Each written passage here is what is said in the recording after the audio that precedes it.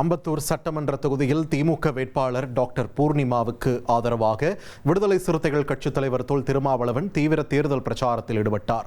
அப்போது கூட்டணி கட்சியினர் அவருக்கு உற்சாக வரவேற்பு அளித்தனர். பொதுமக்கள் மத்தியில் பேசிய திருமாவளவன் தமிழக முதலமைச்சரின் ஆட்சியும் சாதனைகளும் மீண்டும் தொடர வேண்டும் என்று வலியுறுத்தினார்.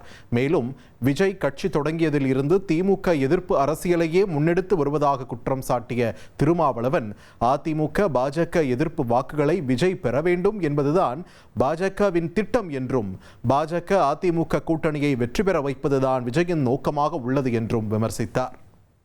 பாஜக அதிமுக கூட்டணியை வெற்றி பெற வைப்பதுதான்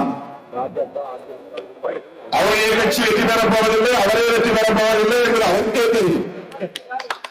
அவருக்கே ஒரு உண்மை தெரிந்த நிலையில் அவர் திமுகவுக்கு எதிராக பேசுகிறார் என்றால் அது திமுகவை மட்டுமல்ல அனைவரையும் மீட்கின்ற முயற்சி. இனி செல்லும் இடமெல்லாம் செய்தி. தந்தை டிவியின் வாட்ஸ்அப் சேனலை ஃபாலோ பண்ணினா செல்ல இருக்கும் இடமெல்லாம் செய்தி.